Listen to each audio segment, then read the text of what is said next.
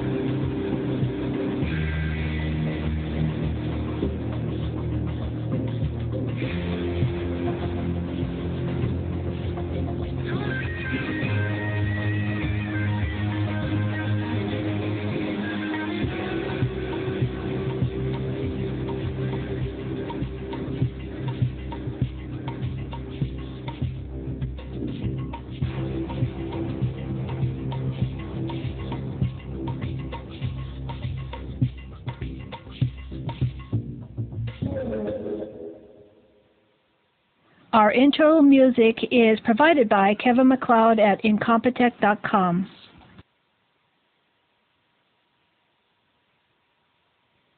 Hey, this is Gary from Night Dreams Talk Radio. I want to welcome a new sponsor to our show, PhoenixShaving.com. I know what you're thinking, right? Oh, another disposable razor company. Well, the fact is they're not. You remember the razors that your father and his father shaved with? Did you ever notice they didn't have, well, the embarrassing razor burn or ingrown hairs or the razor bumps after they shaved? Did you notice they were also relaxed after they were done shaving? Well, the problem is these big corporations want to sell you razor after razor after razor. Think about how much money you spend a year on razors. Or do you use electric razor? And then you're going to find out what razor burn is. So you need to check out Phoenix Shaving Starter Kits. They come complete with the soap, the brush, and a 2.5-month supply of blades. And the most important part of it, an all-metal razor built to last generations. So, hey, you can donate it to one of your sons when they turn 18.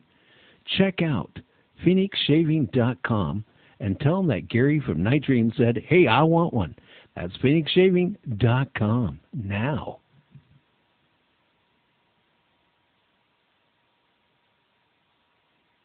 You're listening to Night Dreams Radio with Gary Anderson. Hey, that is me. Hey, the weather up here in Gig Harbor, Washington. It went from raining this morning to blue skies in the afternoon. I tell you, I'm going to get on my Harley tomorrow. I'm going to go for a ride and enjoy the weather and enjoy the road. I need the break. Hey, Bigfoot. We have Liz Reader, I believe. I probably said her name wrong. I'm very bad at that. We're going to be talking Bigfoot here tonight. And hey, have you ever been out in the woods somewhere and heard some kind of strange noise? Something like this.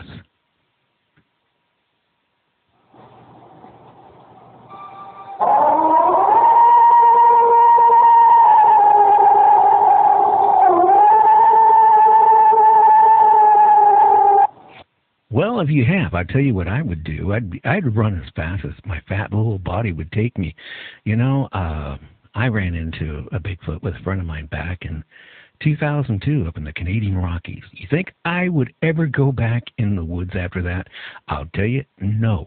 You wouldn't get me ever back in the woods. I'll tell you, I have only been scared one time in my life. The military never scared me. A couple of divorces never scared me. But running into a Bigfoot about 2 miles away from a secluded road as it was up in the Canadian Rockies, now that scared me. Hey, Liz, you on here tonight? I'm here. Okay. So you got good weather there today, huh? We have had really nice weather. It's been nice and warm. A few rain showers and thunderstorms have come through, but nothing that serious. Okay. Well, whereabouts? What state do you live in? I live in Missouri. Okay. And what is the terrain like in your state? I live in the Ozark Mountains in south central southwest Missouri. You know, boy, a lot of people would love to live up there. They say that's kind of a hot spot for Bigfoot. It is. We've had quite a few sightings in my county. Oh, wow. And have they ever, got any, like, footprints or anything like that? Or it found anything, interesting? Yeah, I'm not sure about the actual footprints and handprints and that type of thing. There have been actually 911 calls that came in with one standing in the center of Highway 17, just north of the county seat. Oh, wow. I've had guests on the show, Liz, that said, Bigfoot are not, they're not mean. They're just curious, and they will never hurt man. Then I've had other guests that maybe had bad experiences. All I know is I have talked to a couple Indian tribe elders, and, they have told me stories, going back 100 years, 150 years ago, that, Bigfoot would actually come into their little village, right, and grab their squaws and their children and take them away. And later they would find the remains, like the bones and stuff, from their wives and children. And, they all told me when I talked to them, and it's been a couple of different tribes, they told me that Bigfoot is cannibal. So, they kind of like eating flesh. But then you talk to these other people, Liz, that say, oh, no, they're just curious. My experience, I ran 2 miles fast as I ever could in my life. And I'll tell you this, I would never want to run across another Bigfoot. I would not want to run into one. I have never gone out looking for one, and I don't want to. Most of the reports in my area are more passive. It is, seeing them somewhere or seeing trees down or hearing vocalizations and tree knocks and that kind of thing. I believe there was one report of a couple being chased when they were on an ATV. So I think it comes down to each individual one, but definitely territorial and, can and will where they are. But you may encounter one occasionally where they are more curious. I think they're going to be just like any other animal or something, and, they're going to protect their area, and you're going to have one that's curious and maybe not be hostile and more of looking into windows and wanting to know what you are and who you are and that kind of thing. Well, Liz, I think it all just depends on where you're at. I mean, if you maybe go into their territory, okay, and you just like go in the wrong place at the wrong time, maybe they're not going to be friendly. They're going to be aggressive, protecting their territory. Just like cats against other cats, and dogs do, and everything else. So if you walk into their territory, then they might be aggressive versus where, let's say you lived somewhere, out way out in the Tules, out in the woods, right? And you got a cabin out there, and, all of a sudden, they're kind of curious, like, what are you doing in your garden? Or, what are you doing in your yard, working? And they're curious, and I've heard where they throw rocks at, the house and, steal stuff, and then, I had one guest on here just recently told me that his friend was literally harassed by a Bigfoot. I mean, every night would come up to his cabin out in the woods, would start off, screaming, making those howls, and then, throwing rocks, and then even getting as much as getting on the roof and running around. And the guy finally, I guess, couldn't take it anymore, and he just left. I would have left too. I would, at that point, something that has that much power and that much more strength than I have, I would have left, because if they want to go inside after you, they're going to go inside. Oh, I believe that, because, the one that me and my friend ran across, where when we almost got to the car, it appeared just off the tree line right by the car, maybe 25 feet away from us. And it could have attacked us at that point, but it chose to take about a 25-foot. Now, I don't know the difference between, I'll be honest with you guys, a pine tree and a fir tree. I don't. I know what a cedar tree looks like, but I don't know what the other ones look like. But it took about a 25-foot tree and bent it over like a bow, till it snapped. And that's when it screamed at us and threw a rock and, put a little good-sized dent in the car. As we were, taking off, and I was dragging my friend, who was half in the car and half on the road. But it was scary as you know what. And, it's just, I would not want to run across one. And the thing is that there's so much evidence that they do exist, but I think if you're going to go out there and look for one, you're never going to find it. It's going to be where, you're out there, you're not even thinking about a Bigfoot. The only thing you're worried about is running across maybe a bear. And then, you might run across one. Right. I kind of feel the same way about it. A lot of the people I have seen hunting, they seem to go out, make a lot of noise, be very obvious they're there. No animal's going to come to you when you do that. No. And one of my guests, and I can't remember his name, and I feel really bad, but he's Canada's #1 folk singer. I mean, if you went to Canada, and it's Ed something. I can't remember his last name. But if you, mention him anywhere in Canada, everybody knows who he is.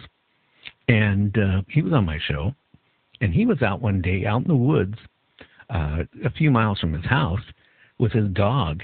And all of a sudden, maybe a couple thousand feet away, he saw a Bigfoot.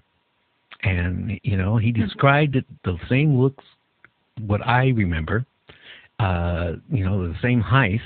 And the strange thing, he said the exact same thing that I noticed. When it decided to come after us, it didn't run on its two legs the whole time. It went from two legs down to its hands, back to its two legs, back to its hand type of thing. It was really strange.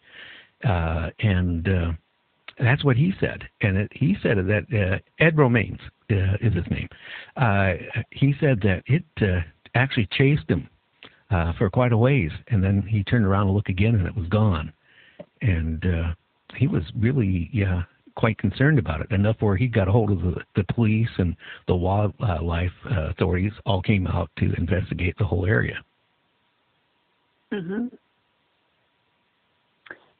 Yeah, I'm not sure that there have been very many formal, I don't want to say complaints filed about them in my area. As far as I know, the only one that has been formal involving law enforcement or anything has been a 911 call about one being on the road.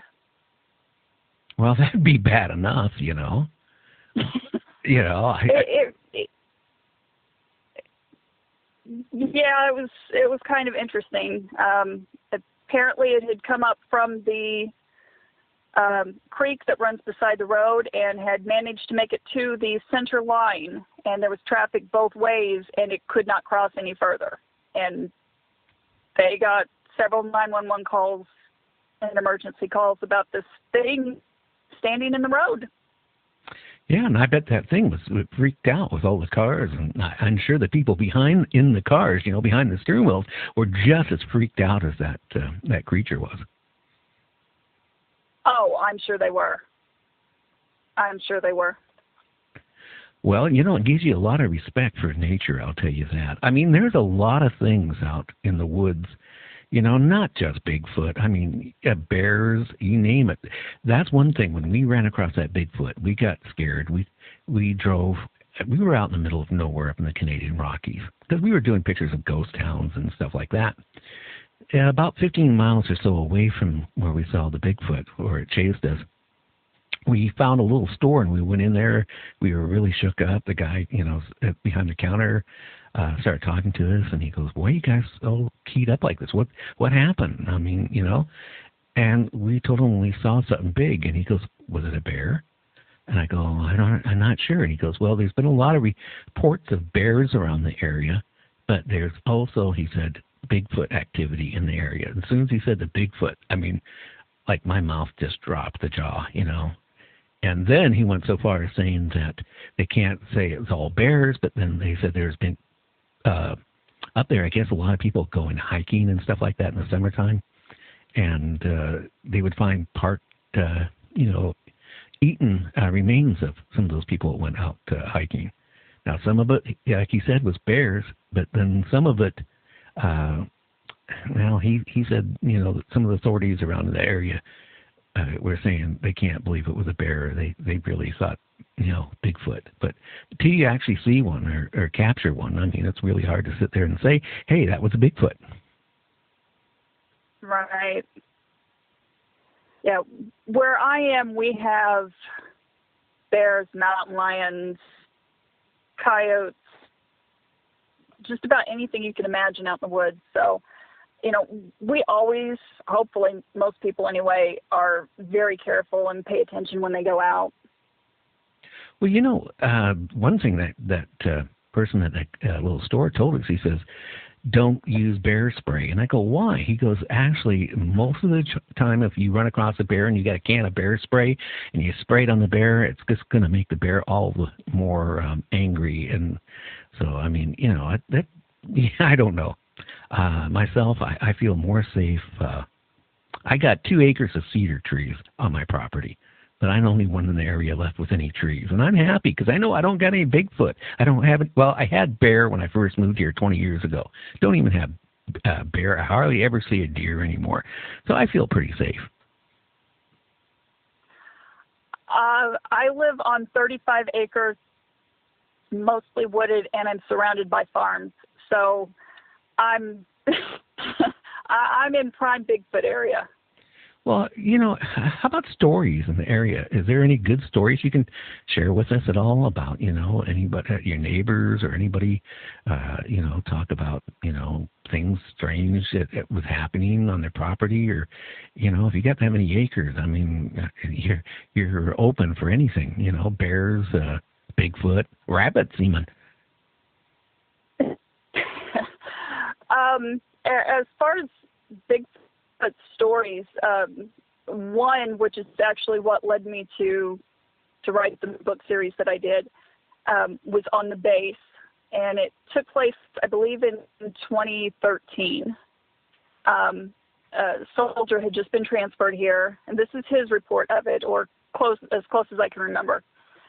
He was transferred here and hadn't been here very long, and they were doing morning PT on a specific trail, which is rather wooded.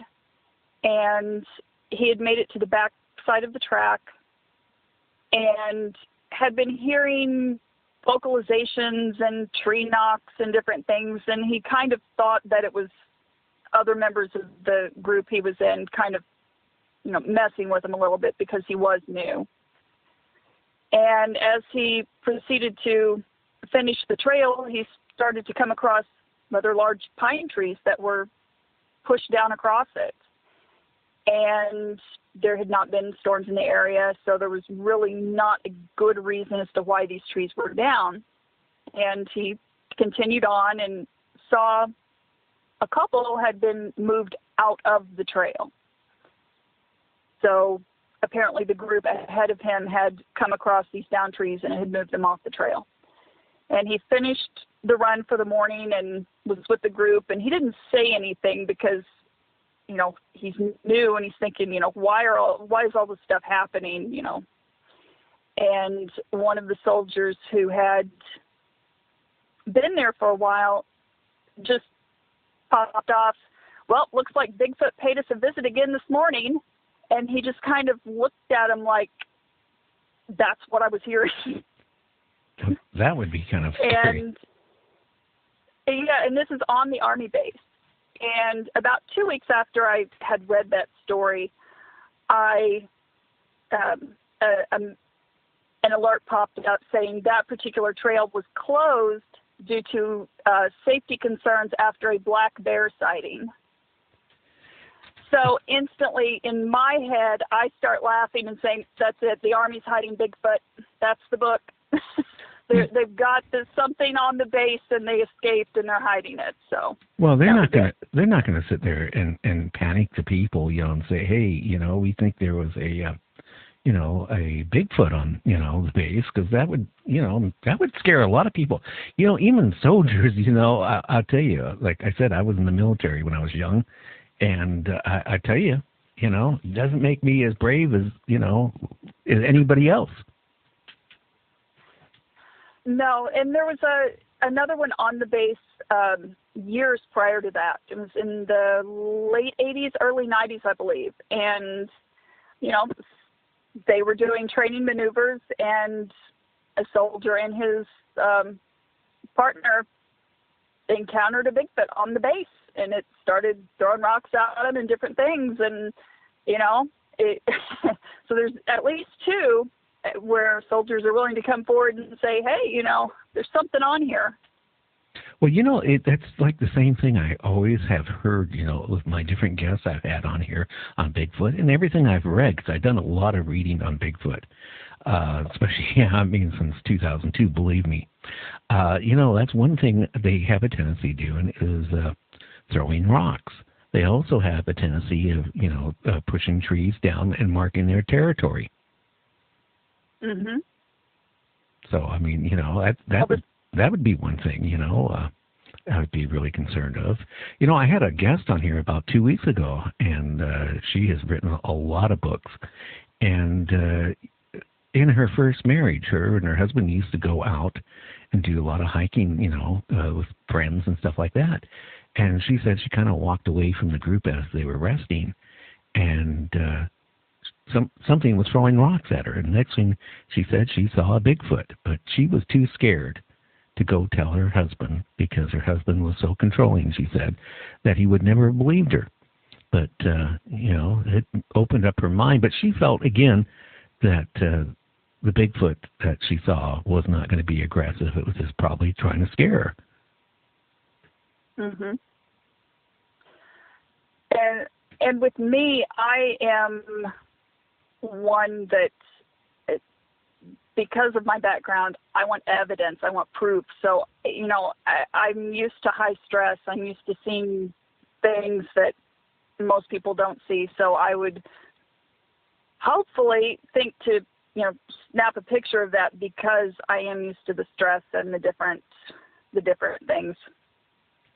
See, that's one thing I've had some people ask me on the show, since I, admitted that I saw Bigfoot, and we had cameras, around our neck when that's what we were doing, taking pictures. And, the first thing they said, well, why didn't you get pictures? And I'll tell you something, I'm not that brave, but when you see something that's about 9-10 feet tall and looks like what they look like, and when it made that scream that it made, okay, it was enough.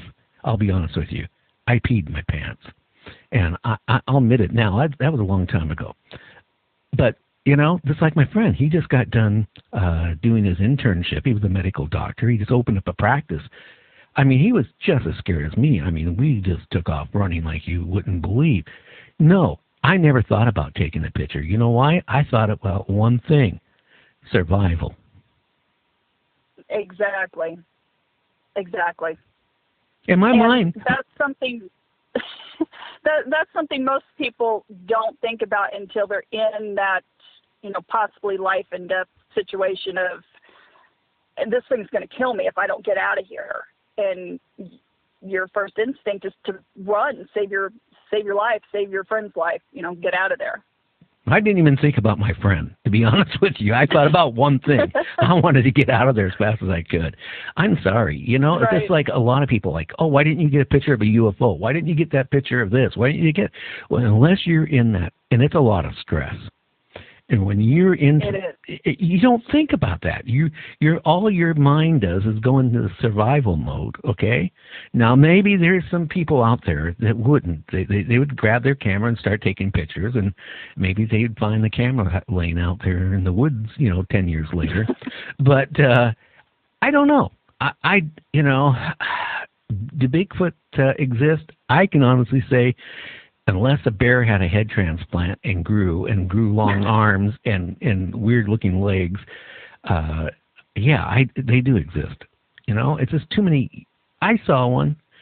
I've talked to other people, and I had a guy that wanted to be on my show so bad. I mean, for a month, every day I would get a text or an email. He claimed he was a Bigfoot hunter, and he said he'd been doing it for 30 years. So finally, I talked to him, and I said, okay. And he started giving me all the statistics, and I said, okay, but where have you gone looking for one? And he goes, no, I have never went out and looked. I just do a lot of internet research. Well, that's not a Bigfoot hunter. No, it's not. No. And then that TV show was just canceled, the one where they're going out trying to find Bigfoot.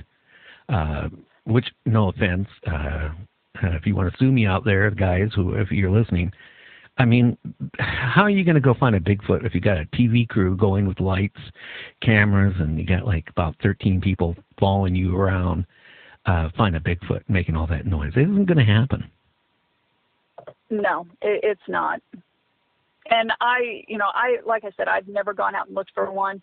I don't want to go out and look for one. I feel that's just kind of tempting fate, and there are enough things out there to worry about without walking out there and trying to find something like that. Well, I have a lady that's going to be on next month. Again, she lives in Canada, and she lives, pretty much out, I think she said her closest neighbor was like 5 or 6 miles away from her cabin. But she said that, she was scared the first year or two because at night she would go in there and, watch her, videos or whatever she did in her cabin. And she was single. And all of a sudden she'd hear like rocks being thrown against the side of her house. And it would happen night after night after night. And then she started, because she had a garden, she would notice like some of her stuff was like tore out of the ground, gone, disappeared. And then she had chickens, and she was telling me that, all of a sudden some of the chickens would disappear. No blood or anything. They just were gone, And then she said that one day she was by her garage, and she said that one of them showed himself. And she basically said that as long as she puts food out every day for him, out in front of her cabin, and gives him food every day, they don't throw rocks anymore. They don't harass her. She said, though, at night, like that sound I played of like Bigfoot, she says that she hears that quite often, at late at night. So, I mean, I don't know. I haven't seen, where she lives. I haven't been through what she's gone through. I'm not saying she's a liar. I'm not saying she's not telling the truth. But I'll tell you one thing. If I was single and a woman, okay, living way out in the woods, and something was throwing rocks on the side of my house and, taking, my chickens and tearing up my garden and showed themselves to me, I tell you, I'd be gone like that other guy I was talking about. I'd get in my car, I'd start it, and I'd be gone. Who cares? You know what, though? I'm kind of, my neighbors are closer than that, but I'm kind of in the same situation she's in. So, I think if she has an understanding with them and they don't seem to be a threat to her, I would probably do the same thing she's doing. I mean, I've got animals walking up. I just saw a fox walk across in front of my car about 15 minutes ago. So, it's like, okay. Oh, and she did say, and I forgot to say it, she said occasionally they would give her trinkets of some sorts, some little gifts back. They would put it on her porch. I have heard of stories like that before. I believe it was a woman in Kentucky who actually was talking about how her family and the family group of Bigfoot that live in the area have been working back and forth and working together for generations. And as I was listening to this, it was really interesting because they would come to her and specifically ask for things like garlic. They had learned to say the word garlic because they used it for insect repellent. Oh, wow. Well, they should use something. I'll be honest with you. They need to use something for deodorant. Yes. I tell you what. I mean, you could be 100 feet away from one and get so nauseous you want to throw up. That's how bad it is. I mean, I have never smelt. I have, in one of my marriage, I had 8 kids, and I changed a lot of diapers. And I have a dog right now. It's like a part terrier, part poodle. It's 20 years old, blind and in diapers. I'd rather change those diapers than run across that smell from the Bigfoot ever again. I have heard open sewer, mold, and dirt. And I use that explanation in my book. And a friend of mine had read it, and she's like, you didn't say what it was, but I know exactly what you're describing, and I know they're here. Because she has smelled them and heard them, and yeah, so I understand they smell horrible. Oh yeah. So hey guys, if any of you guys like going hiking, and you're out in the woods, hiking somewhere, and all of a sudden you start running across a smell, it's really nauseous. Get out of there quick. Yes, absolutely. That is not something you want to just walk up onto. Liz, what really scares me too, like I mentioned, in our park system, since 1900 to, 2013, there's been 14,000 people who've gone into the U.S. park system. It totally disappeared. Not a single trace, and that's not including the ones that they found, the remains of. But, yeah, sure, a hunter's going out there, he has a heart attack, he drops dead, maybe they'll never find his body. You got joggers, hikers out there, go out there, disappear.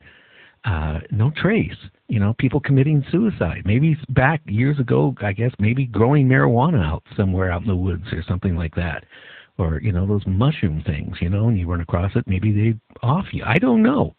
But, that's a lot of people to disappear. And then you go into some of the cases where, like, a woman jogger was jogging with her friends, or her friend, and she decided to jog ahead. Well, her friend never found her friend. So when she got back and the authorities went out looking, they found her friend, what was left of her, okay, and they determined it was not an animal that killed her, but she was like, in little pieces.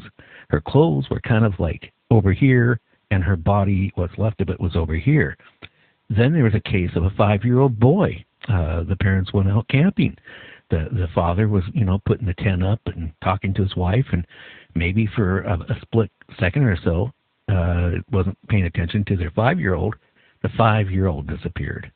So they did a major manhunt for a couple of days. There was major rivers there. Everything, right? They didn't find the remains. Then all of a sudden they find the remains of that little boy. Yeah. 15 miles away. 15 miles away from where he disappeared. How can a 5-year-old can't walk 15 miles up to the side of a mountain and go across rivers and all that stuff? It's impossible.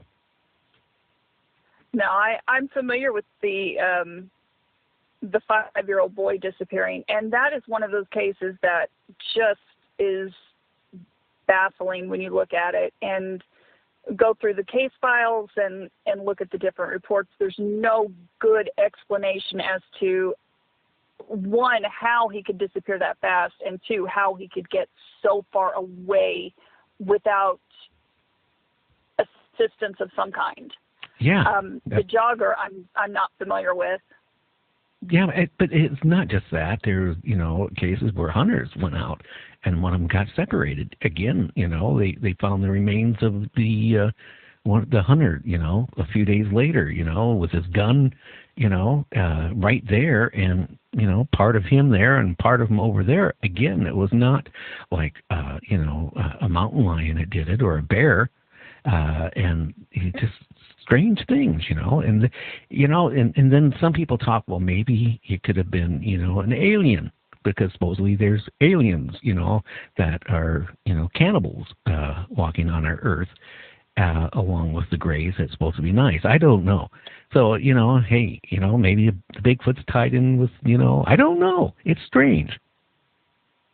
I've even heard one theory that Bigfoot is an alien. Well, it's possible. It's possible. And there have been sightings where within minutes of seeing a UFO, a Bigfoot has been sighted, which that it could be pure coincidence. But again, maybe there is something to that. I don't know. But you know what, Liz? You go like in the Himalayas, right? The Yeti, which is white, instead of, the brownish black, which I saw. Again, their reports of, people climbing mountains and stuff, they saw the Yeti, and they said that the Yeti, again, was, I guess, classified the same as a Bigfoot, was not friendly. It was a killer. So I don't know. Again, like I said, I've talked, Liz, to a couple Indian tribes, some of the elders, and some of the folk going back. They talk again about that the wives or the squaws be in the river, washing their clothes with their little kids, and all of a sudden one of them be carried away from a Bigfoot, and then that was the end of them.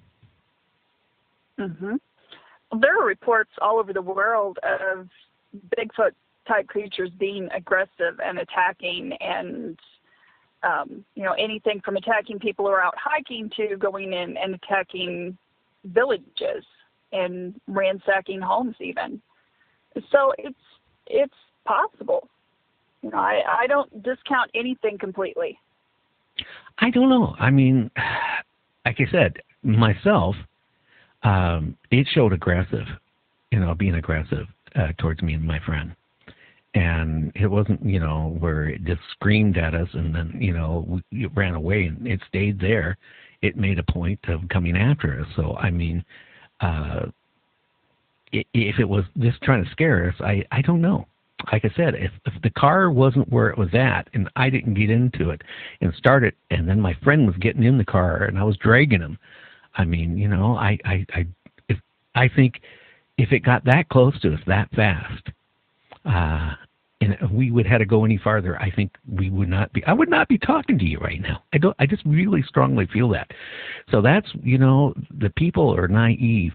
I guess, you could run across a Bigfoot that is, curious, and it would maybe make friends. This way, like you have a dog, it'll love you, and you have another dog that'll bite everybody and try to kill everybody. I mean, I guess the right place or the wrong place at the right time or the wrong time. I don't know. Right, and that's really the way I feel about it too. Is they're going to be territorial. I mean, even people are territorial. If someone walks into your house, you're not just going that you don't know. You're not just going to say, "Oh yeah, sure, come on in." You're going to make them leave in some way. So that's basically what we're doing when we go out there. I mean, we're walking into their home. Oh yeah. I mean, the same way you'd protect your house. I mean, if somebody come walking in to your property, you're not going to be friendly. If somebody comes walking in there, you know, well, you know, again with them. I mean, if you walk in where they have their family or their group, and you know, they're going to look at you as you know, being the one that's the intruder. Mm-hmm. So they're going to do what they have to do to protect themselves. And if that means, you know, chase you away or throw a rock at you or, you know, I mean, again, I had one guest on here about 8 months ago. It told me that him and his friend went camping, or him and a group of friends went camping. And during the night, they had their, you know, fire going, and they were talking, I guess maybe even drinking some beers, right? And next thing they said, they started hearing, you know, like these howls, which were not, you know, coyotes. They, you know, like the Bigfoot type of sound. And then they would hear the bushes, you know, around them, you know, kind of like move. And then they would hear some strange noises, you know, imitation of like other animal noises. And, you know, I don't know. What can I say? I mean, my feeling is that they exist because what I saw. Ed Romans, you know, again, Canada's #1 folk singer, you know, you could not talk him out of seeing what he saw. And then, like, I had a couple guests, the same thing. I mean, I just don't buy it that they're going to be really friendly and, you know, if you run across one and, you know, put their arms around you and say hi to you. I really don't feel that way. Yeah, it's not Harry and the Hendersons. No. Definitely not. No. You know, and there's a lot of people out there. That's what they believe. They think they're Bigfoot are friendly, and you know they're just gonna try to scare you away nicely. I don't know. Just like that one lady, it was telling me about, you know, having to put out the basket of food for him, and when she did that, I guess that satisfied him, and I guess it took the threat away. But again, can you imagine living like where you live? And all of a sudden at night, you're hearing rocks being thrown against your house or cabin, whatever you live in. That would be kind of, and hearing those kind of screams in the background, that would be enough where I'd, you know, either crank up my stereo, a Led Zeppelin, or I would, you know, be looking for a new place to live. Yeah, I would not want to live and be in a position where I would have to basically bribe them to not hurt me. My question is, what happens if she stops? Are they going to be more aggressive? Are they going to be angry at her because she's not doing this anymore? Well, you know, that is a possibility. I never even thought about talking to her about that. But I guess too, you know, after a while, you know, you're giving them food, right?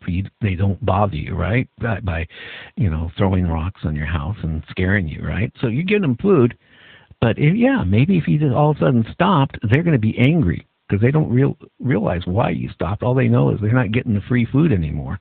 And it could go back to being aggressive again, and more aggressive than the first time, because they don't probably rationalize anything like me and you do. There's no way. You know, are they an animal, or are they human, or in between? I don't know what they are. Honestly, I don't know. So I don't know how one would think. Well, they obviously, if they're not bothering her when she gives them food, they're obviously rationalizing, hey, she gives us this, we won't bother her. So there's some rationalization there and a little bit higher level thinking by doing that. But at some point that instinct may kick in, and if she doesn't feed them, they may decide to break the door down and go get what they want. Oh yeah. They very much can. It's like if you have a dog, right, and you give it a treat every single day, a treat, and all of a sudden you stop giving it treats. Well, you're going to find that dog not as friendly, as it was before. I mean, it's going to want a treat, and I guess if you put in your basket of food out for him every night to keep him from throwing rocks at your place and you quit, I don't know. I think now she's blackmailed into having to do it to live there. My hat's to her. I wouldn't want to live there. It's just another thing. I've talked to people that are planning to go Bigfoot hunting this summer. and they're talking to me. Well, I got a 30-06. I got this, and I'm going to go shoot one. Well, I'm going to tell you a little secret, guys. You know, my uncle, when I was a little kid, spent, I think, like 3 months in the hospital. He went out bear hunting. He shot a bear. He shot it a couple times. The bear almost killed him. It mauled him, you know, before the bear died. I mean, literally, my uncle was tore up really bad, where they didn't even think he was going to survive. And he had major scars the rest of his life. So if you go out there and if you think you're going to go out and shoot a Bigfoot, and if you do, then you better watch out if its friends are around, because they are big, they are strong, and you know it's not like probably shooting a human where you get a couple kill shots and they're falling over. So I mean, I'm just warning you guys. I mean, if you're going to go out there, you know, well, it'd be smart to be armed. I'll tell you, I would not go in the forest without some type of protection, not bear spray. But be prepared. If you do shoot at one, what could happen? I always go out armed just because of where I live and the different things that we have. But, you know, to go out with the plan of shooting one is probably not the smartest idea. I mean, they are large enough. It would be silverback gorilla type size, grizzly bear type size to try to take down. So the one I saw was bigger than that. Okay, and we're talking 8, 9, maybe 10 feet. Okay, and probably in the 500-600 pound range. Right, and you know, I just can't. To go out and actively try to hunt one to shoot it and kill it, that would not be a wise choice at all. Well, again, if you're going to go out looking for Bigfoot, don't take a big crew of people with you, too, with cameras making noise, you know, because you're not going to find one. You know, that's what, like that show, really, I watched it a couple times. I'll be honest with you. I watched it, and I flipped it off because I said, this is the most ridiculous thing I've ever saw on TV. I hate to say it. I don't know if you ever watched it. I watched it a few times, and I've watched several of the different shows, whether it was Bigfoot or monster hunting or different things. And I watched it just for the entertainment value because there is no possible way that it could ever actually work to gather information.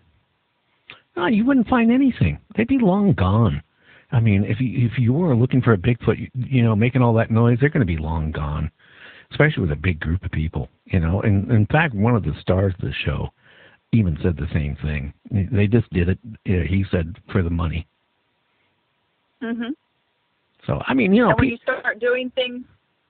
start doing things just for the money, you're doing it for the wrong reason. Well, I hate to say it. I also was talking to one of the guys from the that was on the travel channel, one of the host ghost hunter groups, told me bluntly, you know, that they would go out and they would have a certain, like a day to try and find evidence of a ghost somewhere, right? If they came back with nothing, the network would tell them to go back out the next day and fake it. Okay, let's face it, you know, anything you see on these dramas of like hunting Bigfoot or, you know, ghosts, whatever, you know, they're not real.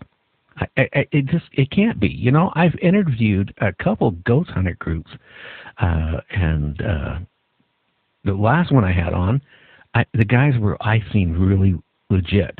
I had another group on where I cut the guy off. I let the lady talk a little bit longer, then I cut her off. Because, one, it seemed like, you know what they were looking for? To be on a cable channel. And, you know, they never found any evidence, but they figured if they produced enough stuff and put it on YouTube, some cable channel would pick up their ghost hunting, and they would make money from that. And, I mean, that's not the way it should be. No, and you can never predict when a ghost or a haunting is going to show up. I have, on my property, I've had some things happen that out of the clear blue had no expectation of having anything happen. So that's just not the way it works. You can't go and say, oh, today we're going to see 3 ghosts and we're going to have 4 EVPs, and, it just doesn't work that way. Oh no! I mean, I've ran across a couple of things. I'm an old man. You're a young girl, and a couple things in my life. Not that young. Well, you're way younger than me, but I can say that I've run across a couple of things in my entire life that got me into the paranormal. When I originally went into broadcasting in the mid to late 70s. I first started out as a DJ, and then all of a sudden I found myself in a radio station doing a talk show, and I did a couple different talk shows on a couple different stations back then. And paranormal things back then were like witchcraft and stuff like that. Not Bigfoot, not ghosts, not stuff like that. And the paranormal thing has opened up so much in the last 10 years. It's crazy. And you go on to the internet, right, and you listen to all these different talk shows. I mean, everybody, it's just like when digital cameras came out, Liz. One of the businesses I used to run was a chain of photography stores, professional stores. Everybody, that was the death of photography, photography stores. Digital cameras came out, and everybody thought they were a professional. They could go do their sister's wedding, they could do this and do that. Well, it's the same thing with the paranormal thing. You go on to all these different YouTube or on the internet, and, here's this show and here's this show, and you listen to them. They know nothing about it. And actually, they're doing more damage to the paranormal by doing their show than they are doing anything for the paranormal. And it amazes me that, I hate to use the word, some of the crap you can find on the internet that actually they don't realize they're doing damage. If it's about Bigfoot, or if it's about giants, or if it's about UFOs, or ghosts even, if they don't know what they're talking about, and they kind of like, the show is like nothing but a fun and game thing, it does damage. Now, getting back to you, you said you had a couple strange things that happened on your property. What type of strange things, Liz, happened on your property?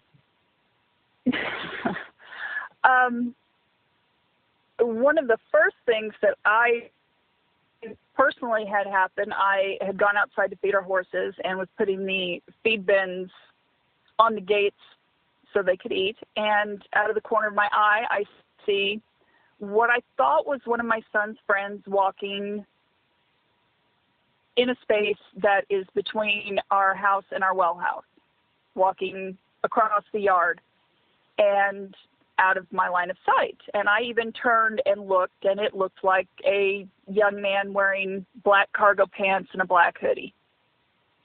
And I finished feeding the horses and walked over to see what he needed, and there was no one there. And I had kept my eyes on the area. There was only one way he could have gone back out. There were no footprints. There was no grass that was pressed down. There was no sign anyone had ever been there. And it had rained in the past couple of days, so there should have been footprints. There should have been some indication that someone walked across there, and there was no one there. Now, that is eerie. Now, did you ever do any checking to see, if he was wearing cargo pants? That probably would have put it. Cargo pants was really popular, in the 90s and 2000s, early 2000s. Did you ever check to see if any young men went missing around in that area? I haven't. I started working here in law enforcement in 2000 in the county, and there was nothing really reported like that in this area. It was the impression that I got. It looked kind of like he was wearing hoodie and cargo pants. It was kind of a distance off from where I was. But it was baggy. So it may not have been cargo pants, but it was baggy pants that were black. It was black hoodie, but it could have just been the look of a hoodie.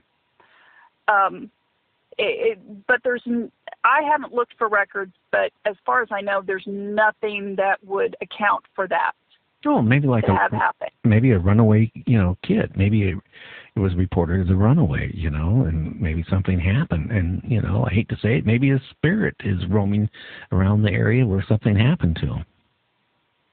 And that's completely possible.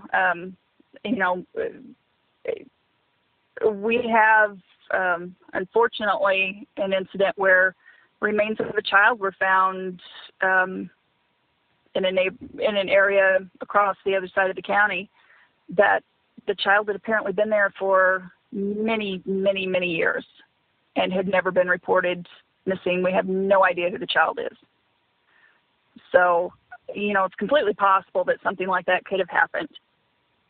Yeah. I mean, it's just possible that, the spirit is still roaming around. But then I'm going to throw another one at you, Liz. They have been reports by certain, Bigfoot hunters and researchers claim that, again, they claim that Bigfoot could be tied into with aliens, right?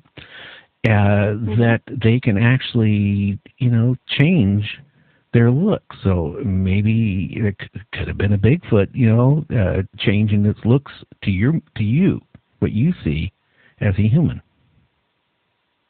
Almost like a skinwalker, and change the appearance of what they are. Yeah, and then there's been a lot of cases like that. Even back with the Indians said the same thing. When I was talking to these elders, they said the same thing, that the Bigfoot actually could put up appearance on of like one of their loved ones, where they kind of like hypnotize you or something, where you look at them and they look like, a human form rather than what the form they really are. So maybe you might have had a Bigfoot on your property, and I don't know. That's possible, but I've also had things happen inside my house. So, I think there's definitely something besides just Bigfoot here. It could be. I mean, what type of things did... this is, a paranormal show, so every time you say something, you're opening yourself up more. Like what strange things happen around your house? One of the biggest things, and it was several years ago, my husband had a cold or something. He wasn't feeling well, and I got up to get my son ready for school and told him, just stay in bed, I'll take care of it, don't worry about it. So got my son off to school, and I'm in the living room, and I hear the bedroom door open and close. And the bedroom door had a over-the-door coat hook on it. So it took force to open it and close it, because it would actually pop open with the force of that hook being in place. And it made a very distinct pop when it would open. And both the dogs in the living room, they raised their heads up. They looked, expecting my husband to come into the living room, and he didn't. And I just kind of thought, well, he went into the kitchen to get coffee. He went into the bathroom first. He'll be in here in just a minute. And about 5 minutes later, I heard the door open and close again. Again, dogs raised their heads up. They looked. My husband walks in, stands in the doorway, and gives me this dirty look. And I'm like, what? Were you able to get some more sleep? And he said, yes, until you opened the door and woke me up. Ooh. I didn't open the door. You opened the door. And we had this little conversation about who opened the door, and it's like, I didn't open the door. I thought it was you. And something had opened and closed the door, and pulled it hard enough to latch the door and make it latch. That would be kind of eerie. Now, has that happened more than one time? That door, it's only happened once. A couple of weeks ago, I was in the living room, and I heard the refrigerator door open and close. And I was the only one home. Now, that would, anything missing out of the refrigerator? No. But, I mean, the refrigerator opening and closing, I mean, there's again, the property. Have you ever traced down how old a home is your home? I mean, is it one that's like vintage, or is it fairly new, or? I believe it's about 35 years. There was an old house place here prior to that, which is nothing new for Missouri. For homes to be built on the same property over many years, many different homes. I have never traced it back and looked to see what was here on the property. Well, too, when you go back before the 1900s, it was quite common, too. If somebody passed on, a lot of times, if you lived out away from, any towns, a lot of times they were buried on the property. So, I mean, you never know. You could have, a spirit, I guess, still, not realizing they're dead. That's the whole problem. A lot of times, I had a guest on the other night explain to me too, if you die all of a sudden, like in a car accident, or somebody shoots you, or something happens, basically your spirit doesn't comprehend what happened, and they think they're still alive. Right. And one thing which most people don't realize is Missouri had a lot of scrimmages during the Civil War. We had one of the highest numbers in the nation. We didn't have a lot of major battles, but there were a lot of small ones. And also after the Civil War, a lot of people were traveling through, and if someone died, they would just stop and bury them. And frequently what they would do is bury them at the base of a tree and then pile rocks around the tree. So if you encounter a tree in the middle of the woods that has this big circle of rocks, a couple of feet high around it, that's probably going to be a grave. And there's actually one on my mother's property where it was 2 children who were buried in the early 1900s. Now, did she ever have any paranormal experiences? Yes. Well, do you got a minute where you can, tell us a little bit about it? Absolutely. I lived on the property where she's on for a while, and one of the things that happened, I had a German Shepherd who was not afraid of anything, and she was my best friend. She was always right there next to me. So we decided we would walk up the driveway and kind of hike a little bit. And we got to this one section. It was extremely cold. And this is in August, where it was 90 plus degrees. And it was like opening a walk-in freezer and being hit with cold air. It was several degrees colder just in this one little spot. And I walked through it, and my dog stopped. And I walked about 15 feet on, turned around, and she is just standing there, just prancing up and down and whining, and absolutely did not want to walk through that cold spot. And she finally did. She ran through the spot and got to me. But she absolutely did not want to cross that spot. Well, I think their animals are really perceptive to different things. I had, with the 8 kids, I had one daughter, that really loved poltergeist. I mean, every day you had to watch the tape of it, But when she was younger, she would have her imaginary friend she would be talking to quite often. And we kept telling her, hey, you don't have a friend. How parents are. And we probably should have left her alone. But I noticed we had cats, a couple cats, and they would be sitting in the living room, on the various couches and the love seat and stuff like that. But they would be staring. They both would actually be staring at the same object, but there was nothing there. And, their ears would be raised, and their eyes would be all intense, while, my daughter was talking to something that wasn't there. But it seems like they saw, and then their heads, I was there. I watched it a couple times, like if somebody was moving that wasn't there, their heads were like following something that wasn't there. And that kind of, after talking to a couple people that go into, past life regressions and stuff like that, maybe she was, I guess her play friend could have been real. I don't know. So maybe, finding strange things like you're talking about, like walking on a path and it goes cold. I'll tell you another story, and I've told this so many times on the show, but the business I managed, the main corporate, was in a building in Tacoma that was built around late 1870s, 1880s. It was originally a hotel with a bar downstairs. And the upstairs in the hotel, honestly, because in Tacoma, you got the port there, the ships come in, story really fast, I guess it was a brothel. And I guess there was a couple, prostitutes who were killed upstairs. One was actually cut up in little pieces. And I guess there was a couple shootings in the bar. Well, I had all these employees that worked for me for, I hired a new salesman. We kept all our inventory for all three stores down in the basement because it was huge. I'd send them down there, to pull stock.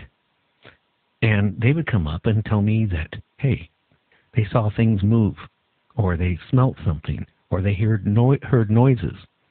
Now, it wasn't just the one. It was like through a 16, 17-year period, it was dozens of people told me this, like an ex-Navy SEAL, a chief bosun mate from the submarine force. And everybody was telling me this stuff.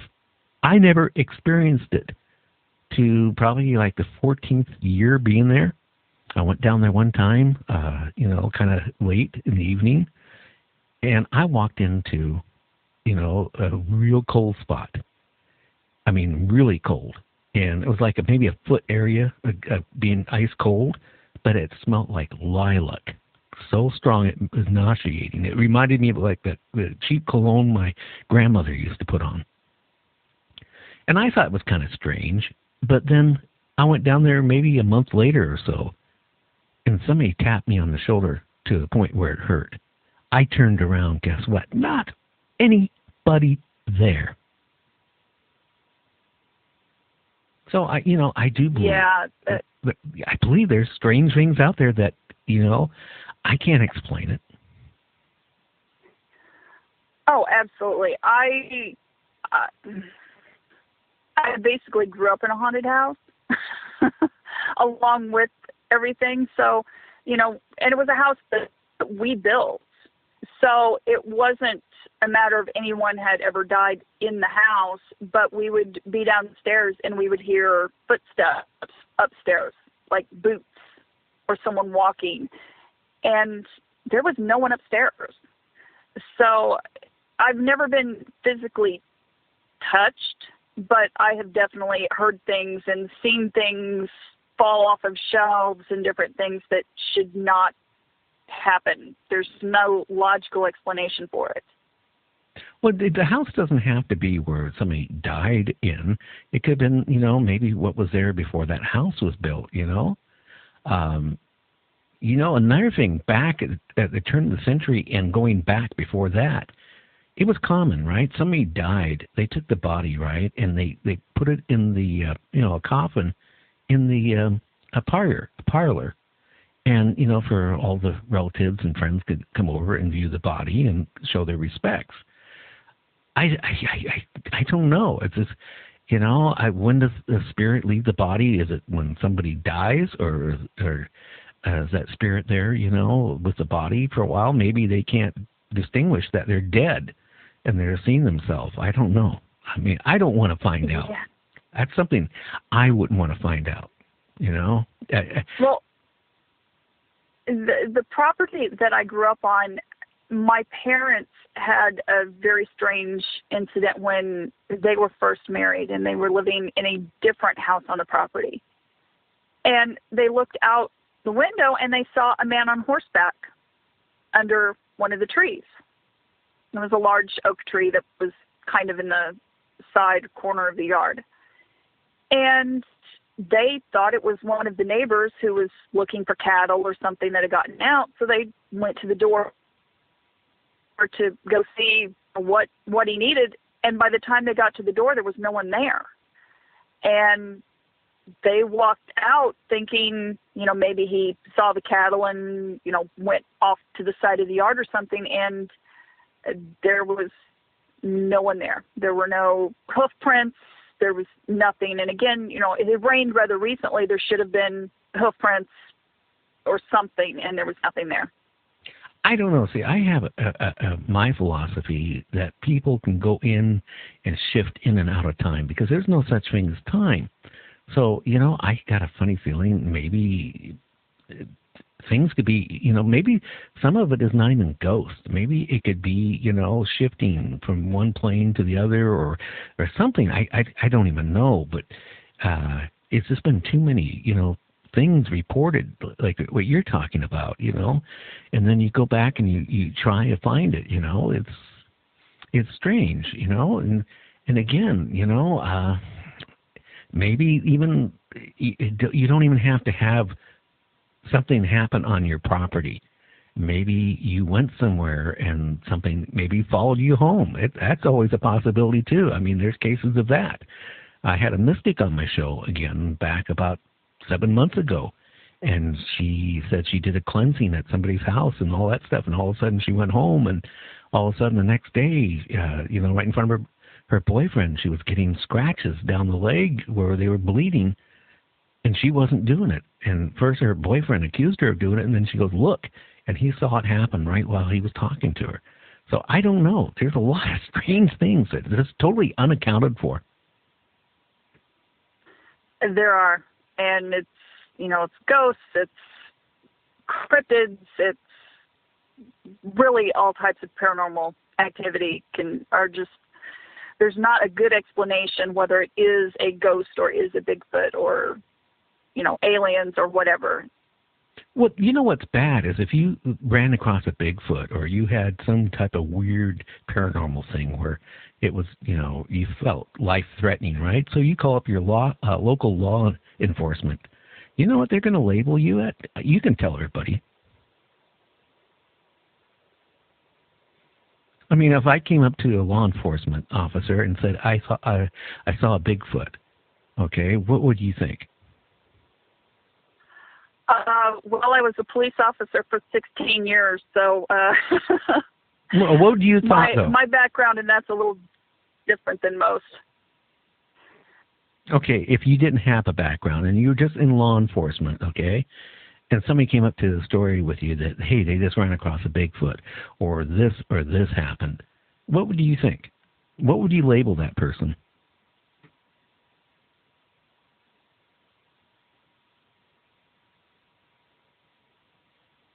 Hopefully you're still there. Uh-oh. I think your cell phone might have died. Okay, well, I'm going to put some music. Oh, here she goes. Maybe that. Let's see. Yeah, I think we lost her. Okay, well, let's see. Let's see if we can get her back. But, Bigfoot, I wouldn't want to be out there hiking away and run across one. And I hope I'm calling the right person. I got a funny feeling I probably am calling the wrong person. Oh, I'm calling the right person, but it's not going through. Okay, we'll give it another try. Okay, maybe her cell phone died. That would be a bummer because it was just getting interesting, so I don't know. If you want to talk to Gary and his guests, the phone lines are now open. Call us at 1-253-203-6695. Okay, we'll try another call again, and hopefully, that's the trouble with cell phones. I mean, my cell phone sometimes can go 3 hours talking, and then the next time it's dead instantaneously. But let's see. Let's see if we get her this time. Oh, what can I say? It's Friday. It's 9:15 over here in Gig Harbor, Washington. And I'm sorry, but the person you called has a voicemail box that has not been... Uh-oh. Now let's see. So, Bigfoot. I mean, I'm just kind of curious if anybody out there has run across a Bigfoot in their life, and if you have, I mean, how did you emotionally handle it? And you can certainly message us at motorcycletalkbygary@gmail.com. That's motorcycletalkbygary@gmail.com. And, we'll give her another try again here. Gee, that's another thing, too. It could be Skype. We use Skype, and sometimes Skype will work perfect, and then other times it just does not work. Let's see. Hello? Okay, we lost you, kid. You still there? I think hello? What happened? I think your battery's dead.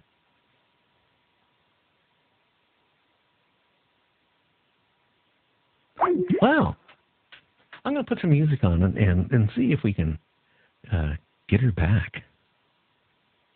Something of that nature.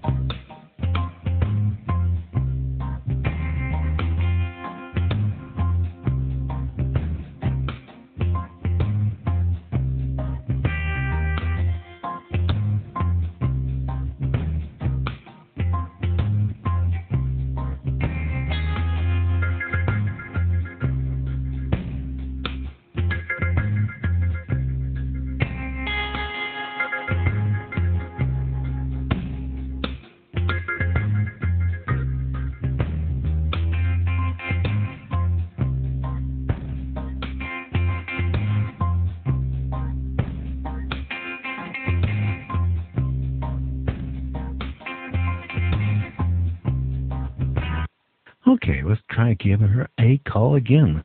Hopefully, it was not her cell phone dying.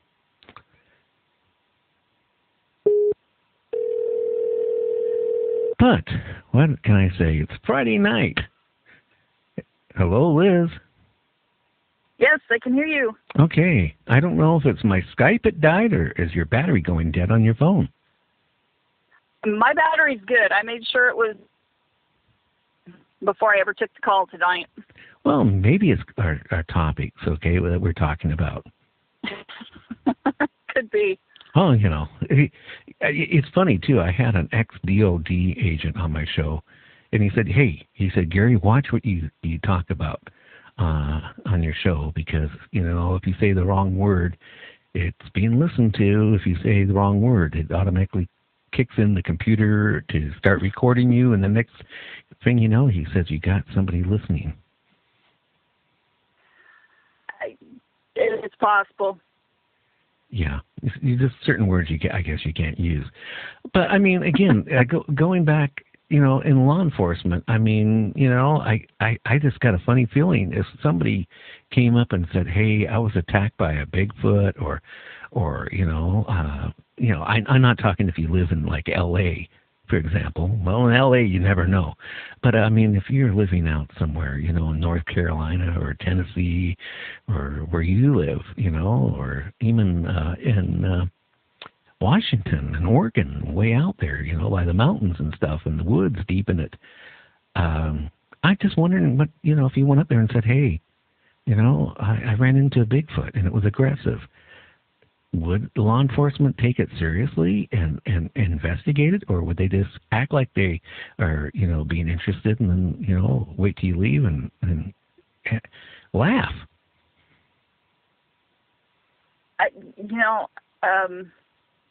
We would probably laugh at first, if nothing else, just to calm our own nerves, because, certain situations you make the bad jokes and you try to laugh to get through them. But it would be investigated, and if not by the sheriff's department or whatever law enforcement agency was there, it would go to the conservation department or something like that to look into. Okay. I mean, yeah, I'm just wondering sometimes if they just sit there and, act interested, and as soon as you leave, they just throw it in a, garbage can and say, "Oh, there's another one." I don't think they would. It has to be looked into, if nothing else, as somebody dressed up as a Bigfoot who assaulted them. Yeah. Okay. Now, you wrote a book. Why don't you, the book that's, that you can actually get, why don't you talk a little bit about that? Okay. It is called 51 The Beginning. I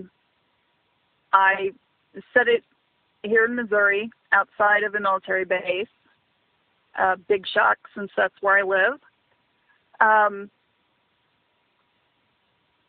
Basically, a woman who had been with the sheriff's department previously was in an incident. She was injured and fired because the sheriff did not believe her report, or at least did not like what she put in the report about the incident. The sheriff abruptly quits, and no one wants to take over. So they go to her and ask her to take over as sheriff and come back to work, and she does. And a few days in, she's, seen a few issues with the previous sheriff, but kind of ignores that because she starts getting calls into the sheriff's department about strange creature sightings and paranormal activity in the county, which has never happened before. So her department's being overworked because they've got all this above normal calls. Now, and as things progress... Now, in your book, okay, now the sheriff quit and somebody other quit. Was there still deputies left, or did everybody quit other than just her? The deputies, everybody is still there. It's just the sheriff quits abruptly, and the chief deputy, who would normally step in and take the position, says, nope, I'm out, I'm done, not taking it.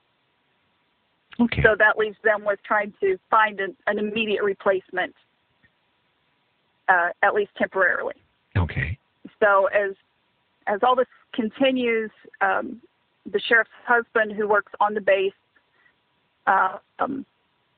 starts to give little hints about something maybe not quite being the way things appear. And it comes down to something happened on the base. And because he's in charge of it, but everything is confidential and top secret and classified, he's never told her exactly what he did. And he's actually responsible for the program that had the accident that released all of these things into the county. Oh, well. So we have creatures running around? Creatures, paranormal activity. Basically, I tried to incorporate a few things from folklore and different things that are kind of known with things that I just kind of made up as I went. And it could be paranormal activity. There's the poltergeist that just kind of wreaks havoc throughout and eventually makes its way into the department to cause some trouble. And you have creatures, you have the Bigfoot type creatures, which are always in the county. They've always been in there, and that's actually what caused the incident that led to the sheriff who took over her incident that resulted in her being fired, was being attacked by them. Oh, wow. So and that's the first book, and there's 5 in the series. Okay. And where can they find that book? It is available online through Amazon, Barnes & Noble, in print. You can also get it on my website. You can get digital copies through iTunes, BookBub, Google, Kobo. Pretty much anywhere that you normally buy your books, you will be able to find it. Oh, wow. Now, what is your website address for, in case people want to look at it and, check you out?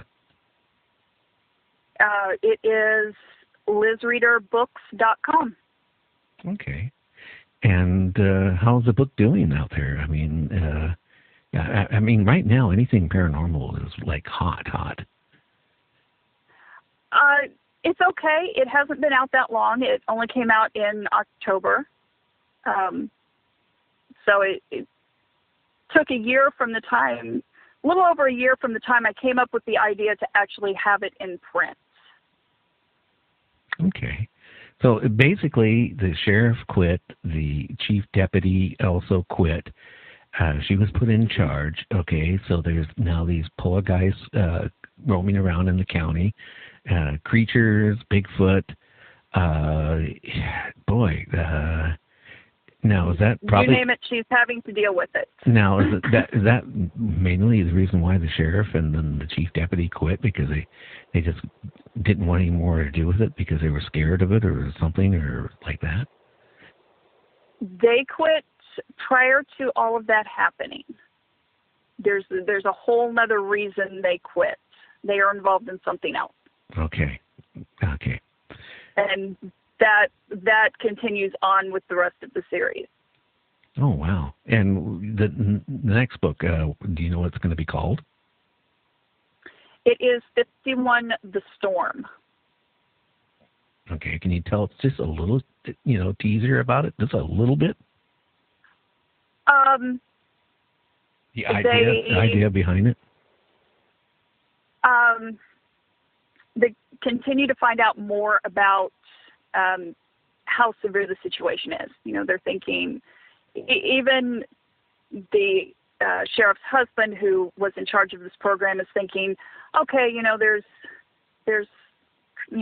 a situation, but it's okay. We know what's out. We know what's going on. And they encounter a creature none of them knew about, and realize at that point there's a much, much bigger problem. And it escalates and causes a lot of tension between the sheriff and her husband. I bring in some new members to the sheriff's department because as things have progressed, a lot of the deputies have said, I did not sign up to fight monsters, ghosts, whatever. I'm out of here. And so I had to bring new people in. They also encounter typical Missouri weather, winter storms, floods, while dealing with all of the other things. Oh, wow. That sounds like it'd be a good read, Are they like a weekend type of read or a longer? They're, a weekend, couple of days. The books are roughly 225 to 250 pages. So, not a super long book. What made you, Liz, what made you decide to write a book and get into, being an author? I have some health issues, and I told earlier about the story on the base about the Bigfoot encounter on the trail, and then a couple of weeks later hearing that that trail was closed because of a bear sighting. And just within a day or two of that, I had a rather severe pain issue. So I just needed something to feel useful, because at the time I really wasn't able to do very much. So I decided, you know what? I got nothing else to do. I'm going to sit down. I'm going to write a book. And 3 weeks later, I had it done. Oh, wow.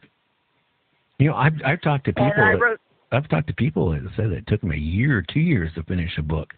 And, no offense, if it takes somebody 2 years to finish a book, that means they can't be putting all their heart and energy into it. Right. I have to do it while it's in my head. And I finished the entire series in 11 months, of a 5-book series in 11 months. Oh, wow. And that was taking time off in between books and different things to do. It was over holidays and Christmas and things like that. So, yeah. So how did your family take it, you being at one point in law enforcement, and now how do they take it you writing paranormal books? I mean, how did your family respond to it? Well, I started out as an EMT and actually had my state license before I had my high school diploma. So they were kind of used to me being in that emergency service situation. Not real thrilled about me going into law enforcement. And I said, you know what? I get shot at anyway. At least this way I have a vest and I can defend myself. And they kind of, in a way, laughed at that because they're like, well, yeah, you kind of have a point. So as that continued, they still weren't real thrilled by the fact that that's what I was doing, but they knew I liked it. They knew I was good at it. So they supported it. Oh, and that's good. With the writing, again, they support that. It's something that it helps me deal with everything that I have going on because I can't do what I love to do anymore. So I'm trying to find something else that I love. Well, that sounds just like me, I mean, I was in broadcasting for a long time, got out of it, started designing computers and then running different big businesses. And then, I found myself, 65 years old, retired, and then I hit, 66, and I go to myself, oh, gee, I got my motorcycle, a Harley. I like riding that all the time. But, I was missing something. And, I started out, I have a big mouth, if you haven't noticed. And I started out, at 10 years old, my dad came home and handed me a CB, back in the mid-'60s. And I started talking to people and had the FCC knocking at the door quite often because I talked longer than you were supposed to back then. And then I got my amateur license, and then from there, after I got out of the military, I decided, I want to be, a DJ, and then from there I did talk shows and everything else. And then, I found out in my first marriage and second marriage, this marriage, I've been married now 41 years, so I'm happy. But I found out, when you're a DJ or doing a talk show, radio stations, like, I hate to say it, especially the medium-sized stations, they like bringing new blood in on a regular basis, so you never knew how long you had a job. And, it was hard on a relationship and, having to move around because one year you're working, in one city in one part of the state or some other state. Next year you're working somewhere else. So, I mean, it was hard. But, all of a sudden, back about, now going on almost 10 months ago, I don't know if you knew who Art Bell was, but he was the godfather of paranormal radio. And I've known Art for many years, not as a close friend, but as a very distant friend. But we would, talk a few times a year, just keep in touch. And, he mentioned, maybe you got to go back into broadcasting. You're into the paranormal, do a talk show. And it hit me really hard, and that's what I'm doing, and I love it. So I understand about you writing books because you have to have something to fulfill your wants and desires and dreams. Without that, I mean, life sucks. You can only watch, cable TV so much. Yeah, when you've watched cable TV so much that you know every show that is on, and it gets to a point where it's like, I got to find something to do. It's going to drive me crazy if I don't, and this way I feel useful. Well, that's good. I mean, you still got. Have you ever thought about, just out of curiosity, around on your property? I mean, I don't know if you're married or not. That's none of my business. But have you ever thought of like putting a care package out, on your property? Some fruit and vegetables in a little box or something that's open and see if it disappears? I haven't. I'm not sure how long it would last because we do have a lot of deer and coyotes and things like that. So I'm not sure how well it would work where I'm at. Yeah, that's true. But it is a thought. Yeah, I just was thinking about that after, that one lady was telling me that, that's how she kept her house or cabin from, getting, broken windows and rocks thrown against it at night. God, wouldn't that be really scary, though? I mean, can you imagine living 5-6 miles away from your neighbor and out in the woods pretty much, and then all of a sudden, all these rocks, would be over your porch in the morning from being thrown, against your house at night? Oh, I would not sleep. I don't sleep now, but I mean, I would sleep even less then. There's no way I would do that. Well, again, one of the other guests I had on, his friend, the same way. He bought, some property out, out in the woods area because he got a good deal on it, and he basically didn't want to be, around in the city. He just wanted to get away from everybody. And, he said he was there, for a very short period of time, and it was the same thing. He actually even went as far as telling me that they were running on the roof at night, and screaming and doing all this stuff. And he said after a while, he said it just scared him so much he didn't want to be there. He said it didn't happen during the daylight hours. It was always, at night. Yeah, I would have moved. There's no way that I would. I mean, if you have something that large running on your roof, chances are at some point it's going to go through and be in the house with you. I put it this way. No way. I hate be watching sci-fi on my TV at the time and have something drop into the living room. I mean, no way. That would.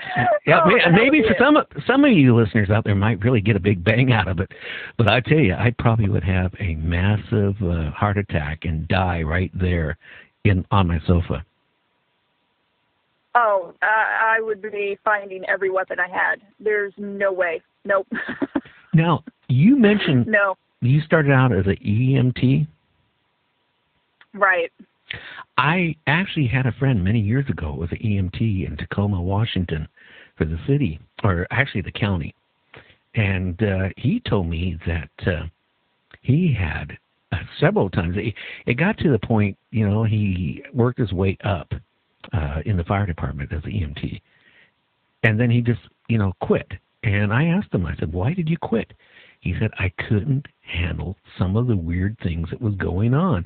And I guess he's ran across some real weird things, where, like in one case, where a gentleman kind of like burned up on a sofa, and the sofa didn't have any burns or anything, and the body was pretty much burned up to nothing. He said that really bothered him. And then he said that sometimes when somebody passed, some real weird things would happen. So I don't know. He wouldn't really go into it. And I tried pumping him because I knew him pretty well. He just didn't want to talk about it. I mean, his whole his composure would change and his face would go white. And he just said, I couldn't handle it anymore. I don't know how long you were EMT, but did you ever have any paranormal experiences when somebody passed on or anything strange? I never did.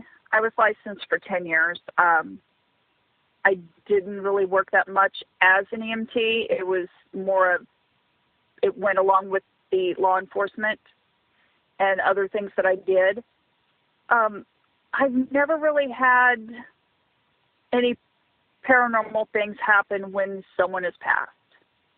Yeah, I'm just kind of curious. I mean, just from the standpoint when somebody, passes on and, they talked about some people that actually had a near death or they actually died and they were brought back to life, and they said they could actually be looking down at their body and see what's going on.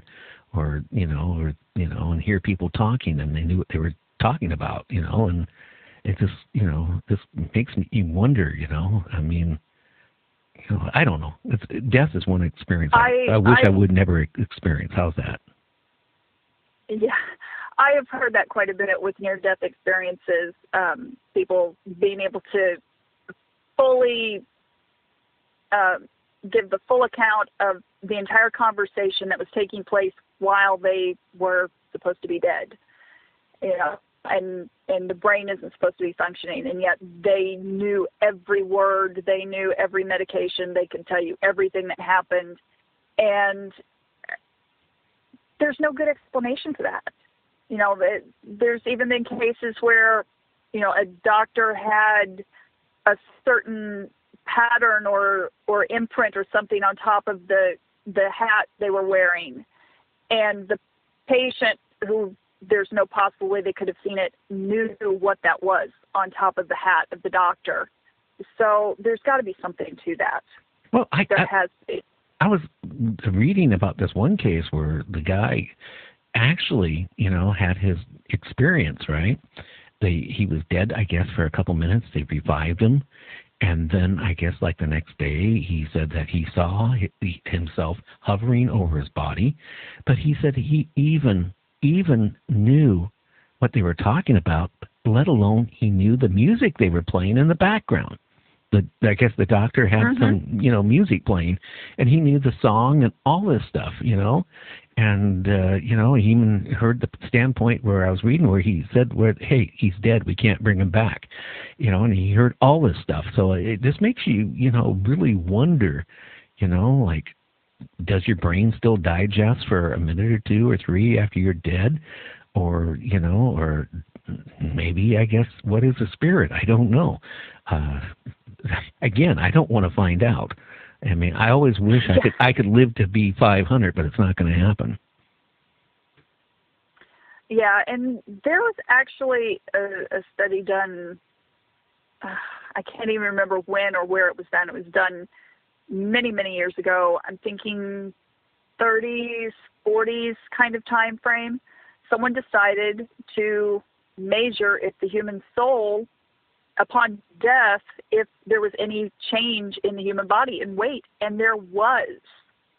Oh, yeah. Upon death, the human body actually lightened by a few ounces. Yeah, I've read that, and I've heard it on other talk shows. That right there kind of tells you that there has to be something, Yeah, because, that scientifically, when you look at it, there's no explanation for that, because whatever is in the human body and on the bed, in the bed, is still there. There's no explanation for why that should change upon death, and yet it does. Well, what's really interesting, I'm going to talk a minute about my father. The last year and a half or so, my father was alive. He was suffering from Alzheimer's. I mean, it was so bad, it got to the point when he saw my kids, he thought they were aliens because they had, crew cuts. Oh. But he didn't even know who I was. I mean, at all. I mean, he didn't know anything. For a while, he thought he was still in World War II. And then it got to the point where, he didn't talk for like the last couple months he was alive.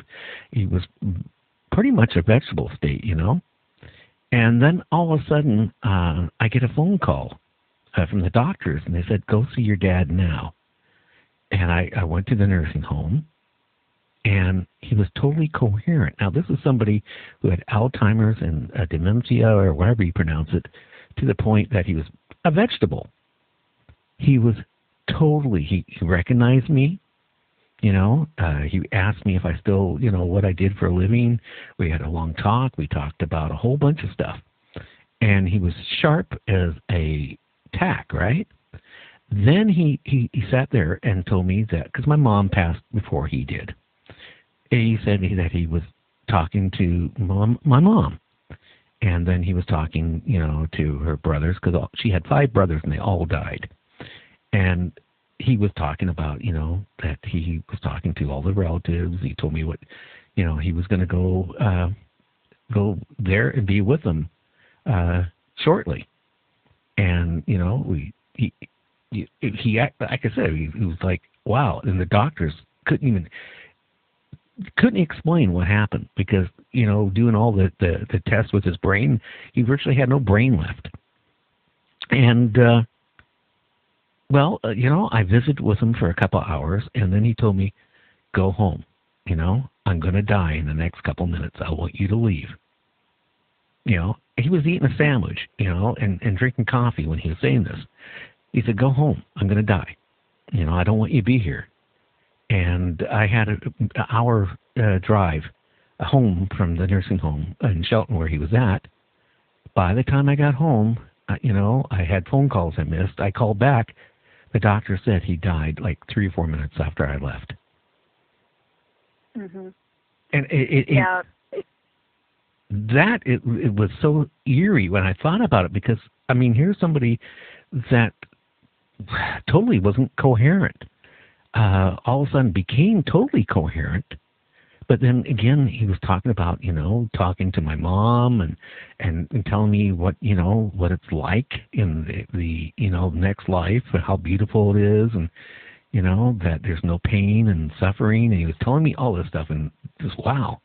So, something snapped him out really fast, whatever was left of him. And it's just totally unaccountable. So, all this stuff is what really has got me into the paranormal heavy.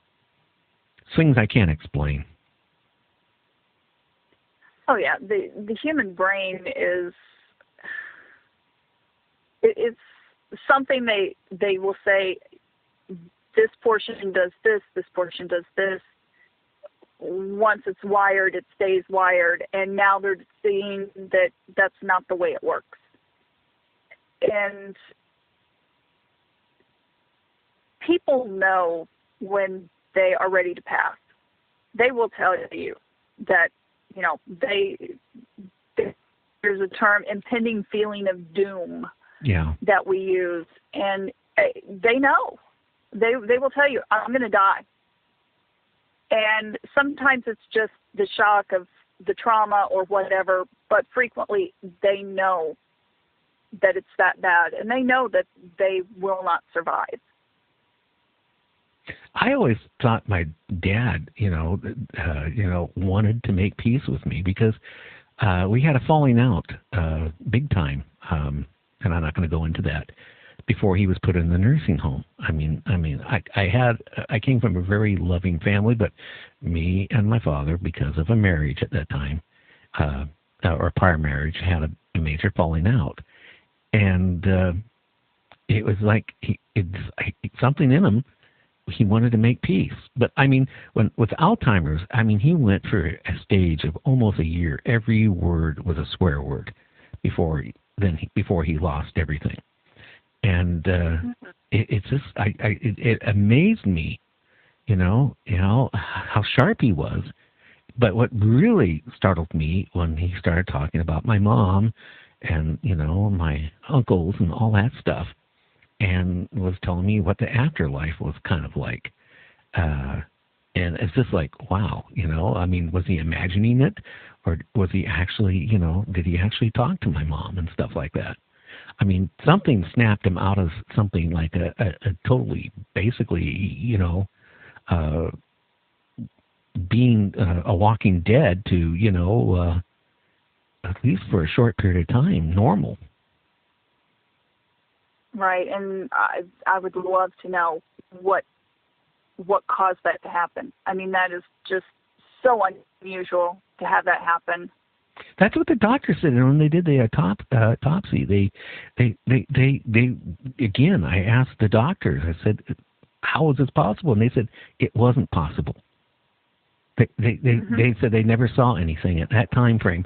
They said they never seen a case like where somebody came out and was totally coherent with that much brain damage and in that condition.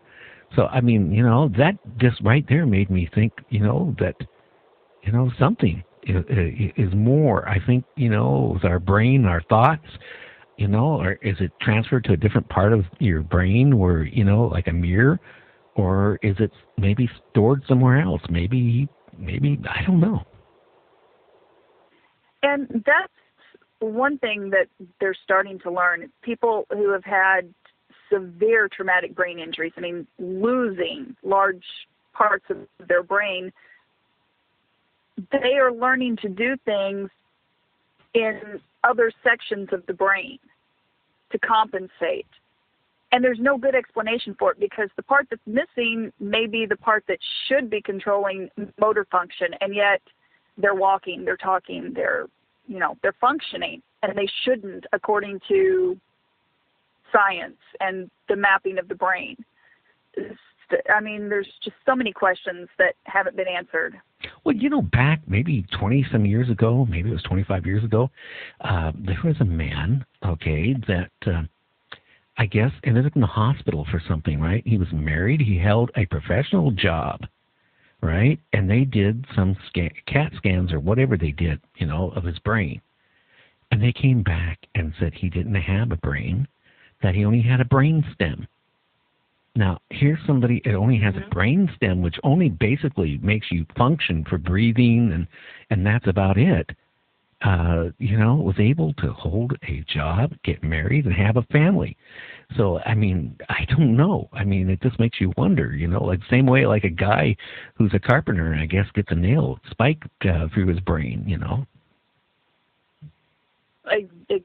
Exactly. And those are things that modern medicine and science just cannot explain. No, and so they can't explain it. So the same way, you get these people who try to debunk the paranormal. Okay, again, if you've seen it, you have a different view. I guess if you've gone through your whole life and you've never seen anything that was strange, you're going to look at it and you're going to go, "Oh, it's a load of what." That's all I can say. Right, and I guess I'm just the opposite. I grew up with it. I mean, since I was born, it's been a part of my life. So I don't think anything about it. I don't even blink when something happens. It's like, oh, okay. Well, yeah. I mean, it's just like things like reincarnation, like little kids, thinking that they were, or saying they were somebody else. And, I had on my show also back 6 months ago, a retired detective with a large police department. He investigated homicides and stuff like that, and all kinds of stuff. Anyway, when he retired, he decided he was going to take something he's always interested in, and that was hypnotist. Being a hypnotist and going through and do past regressions. And he said that he regressed some people. And I asked him, I said, okay, and he goes, yeah, some of these people had like 4 or 5 lives. And I said, okay, did you ever investigate any of them? And he came back and he said, yeah, I investigated a few of them. And everything that they told me, I found the exact thing, when I went and did some research. How they known it? They couldn't have. Yeah, I personally would love to have somebody try to do a past life regression on me. When I was little, I was maybe 3. We had a stray cat show up as a tortoiseshell. And for some reason, this cat was terrified of everyone except me. And I named it, I believe, Shanksa. Okay. Which is, exactly. For a 3-year-old to come up with this word, where does that come from? And my mother was watching a show a few months later, and turned out that was like ancient Egyptian for tortoiseshell cat. Oh, wow. And that's exactly. And it's like, oh, well, that's different. Okay. Well, and go ahead. I used to carry this cat around, and no one could even get close to it, but I'd carry it around and, like it was the house cat. Well, it's also interesting. Young kids from age like 3 years old to 7 years old are more susceptible to, like, having past lives and remembering things. I mean, there's so many cases that has been very well documented, like one that happened in the Middle East where this young boy went to his parents and said, there's a guy in the village that killed me in my prior life. And I guess the guy was still living, okay, that supposedly killed him in his prior life. And, he kept saying it to his parents, and his parents, kind of like pushed it off. Finally, the parents went to the law enforcement, right? So the kid actually took him to a place. They dug it up, and there was the remains of a little boy that was bludgeoned, in the head. It was a big hole in the head, skull. And the guy that he said killed him, at first he denied it. Then he confessed that he killed that little boy. Now, how had this little boy known that this guy killed another little boy, buried him, and knew how he got killed, and knew that the guy, lived in the village? I mean, and who he was. Right. And I read about that one, and when you read the full story on it, it's just, there's no possible way it could be just some coincidence that this little boy knew everything about it. There's none. No, there isn't. And that's why I'm saying, so, the people who try to debunk, UFOs or Bigfoot or anything in the paranormal, I mean, it's just too many things out there that we can't explain. It's just too many. Like, you have things that you said it's happened in your mom's property, things that like your door slamming and opening and closing. It's just so many weird things out there, that, unless somebody has gone through any of those, then, when you start talking paranormal, some people will label you as, a crackpot. But, one day maybe something's going to happen to that person, and then, they might think things a little bit different. Exactly. And I hope that at some point they recognize, there is something. I'm, how do I put this? I'm an open-minded skeptic. I always try to look for a logical explanation first, but sometimes there isn't one. And then when you move on to the more illogical answers of paranormal, ghosts, whatever, you get labeled as crazy. I know. It's either science, you have to have scientific proof, or you're crazy. And that hopefully will end. Well, I mean, look at you. Somebody opening and closing the refrigerator. You can't blame that on the house settling, can you? No, and the bedroom door opening and closing. I mean, if it just popped open, okay, it wasn't latched. But having it close, there was a little more to that than just a door not being latched correctly. Well, hey, Liz, our time is almost up again. Tell everybody your website and, repeat it twice. I mean, for people can write it down. And the name of the book they can buy now on Amazon. I mean, you're here, to talk to me, but, you've been a great guest, and we need to, push your book. Okay. The book title is 51, The Beginning, and my website is lizreaderbooks.com. The book can be found on Amazon, on Barnes & Noble Online, Google, iTunes, Kobo, Book Club, and I'm sure there's several others that I'm not thinking of. But again, the website is lizreaderbooks.com. Okay. Hey, people, go out there and, check it out. She's been a great guest. I think the book would be a great read and very interesting. Hey, Liz, I really enjoyed you being on the show. And again, I want to thank you from the bottom of my heart. You've been a great support for my show with, posting up on Facebook, and I really appreciate that. And, I want to get my name out there as much as possible, and you've been really great at that. Oh, it's my pleasure. Well, maybe we'll get you back on. Thank you for having me as a guest. Yeah, and maybe we can get you back on in a couple months again, and we can talk about one of your other books. Oh, absolutely. Okay, well, you take care.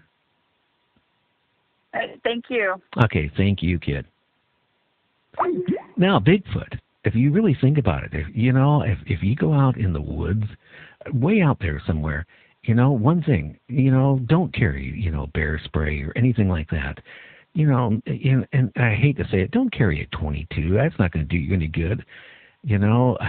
Make sure you got some type of weapon, and make sure you can run. Don't be out there in a cane, out in the woods looking for a Bigfoot, and you're not going to find one. If you're out there with some of these ghost hunter, or not the Bigfoot shows on TV and cable, if you got a crew with you of 4 or 5 or 13 people with you, you're not going to find a Bigfoot. If you are going to find a Bigfoot, it's going to be sometime when you're out there hunting, or you're out there by yourself and just, enjoying nature. Are you going to be able to take a picture of it? I doubt it. You're going to probably try, to run away, as fast as you humanly can. So everybody, you take care. And, we'll talk to you again on our Sunday show. It's on between 7 and 8 with my guest, Ryan Eaton. So everybody, take care.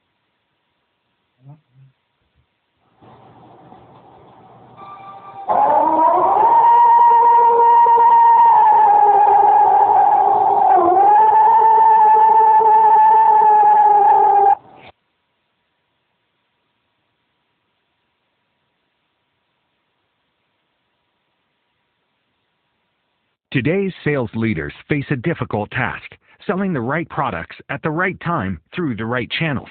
A new 3-day program from Harvard Business School Executive Education addresses this problem directly.